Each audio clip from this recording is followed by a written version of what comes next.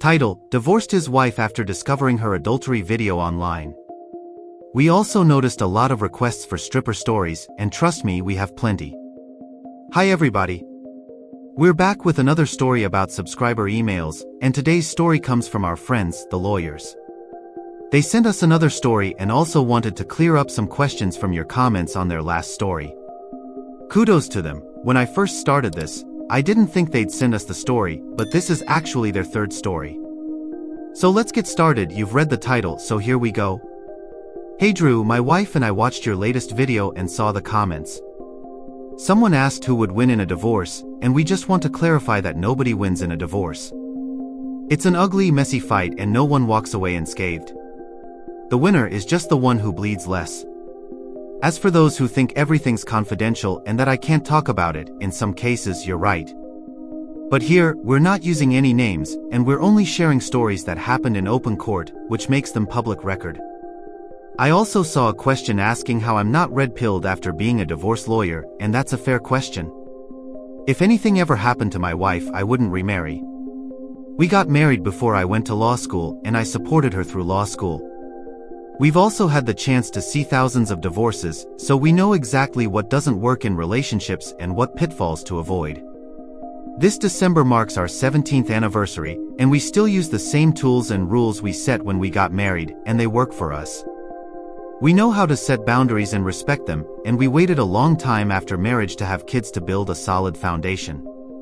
Now, back to the story. There were a lot of requests for stripper stories, and trust me, we have many. Enter our client H, who was married to W. He met her while working at a strip club, fell in love, and rescued her from the pole, and they got married. Later in their marriage, he was shocked, I tell you, to find out she had a problem with fidelity. They had been married for a number of years, and apparently, she claimed she stopped stripping once they got married and even had a child together. One day, H was checking his email on his computer, and lo and behold, W had forgotten to log out of her account. That's when he found an email thread from a pornography website. In it, she claimed she was recently divorced and wanted to get back into the adult industry.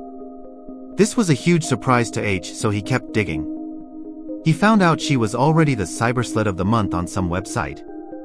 Naturally, he printed the explicit photos of her, including one where she was straddling their washing machine. He learned she was paying for the photographer's time with sex and even had a sugar daddy. My wife and I refer to this as the barter system. H confronted W, but of course, she denied everything, even with the irrefutable evidence. After much gaslighting, she disappeared. This led him to our office. When my wife came home and found me looking at the photos, she asked what I was doing. I told her the facts, and her exact words were, "Nice." The major issue in this case was their 2-year-old daughter. H wanted full custody, so I asked him for financial documents. In family law here in Texas, we're not allowed to take property or money from a divorce estate except for regular retainer fees. Some people think we ask for these documents to get more money, but that's not why. We do it to protect our client's assets. When reviewing his bank statements, I found a suspicious $10,000 transaction that H didn't know about. We later discovered where it went.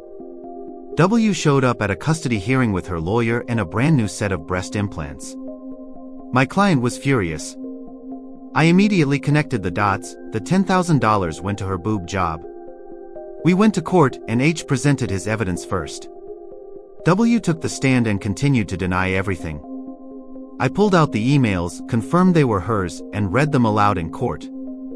Then, I showed the photos of her on the washing machine. I also brought up the breast implants and asked her why, if she had no money to live, she spent $10,000 on a boob job instead of using that money for diapers, rent, or baby food. This question stunned her.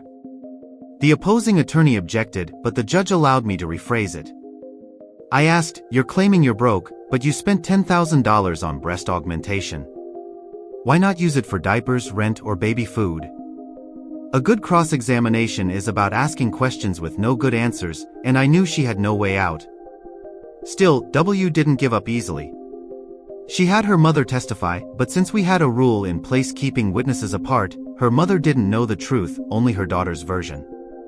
I cross-examined her and made sure to highlight how W's mother was a poor judge of character. Then, out of nowhere, I dropped a bombshell. You were married to a pedophile, weren't you? The attorney objected, but the judge allowed it. I continued, did you leave him after discovering he was a pedophile? She said yes.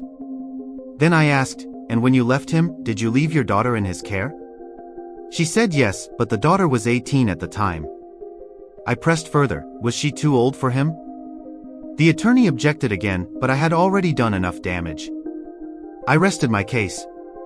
In the end, my client was granted full custody of the child, and W was only allowed supervised visitation. No spousal support, no child support, and no more claims to their assets. This was just a temporary order, but it ended up being final. Lessons learned. 1. You can take the stripper out of the club, but you can't take the club out of the stripper. 2. Always print out your evidence, technology can fail. 3. File first in divorce cases to make sure you go first in court. 4. Don't make expensive purchases during a divorce, they'll come back to haunt you. 5. Never allow any form of abuse around children, it'll ruin your custody case. 6. Disclose all financial information to your attorney, secrets never stay hidden. Finally, I can't tell you how many times a heartbroken man has come into my office and said, my wife is a womanizer. When I asked where he met her, the answer was always the same, at a strip club. Use common sense and be responsible for your choices. Thanks again for this story, and I'll see you in the next one. Please email any stories or questions to us at Lessons from Life.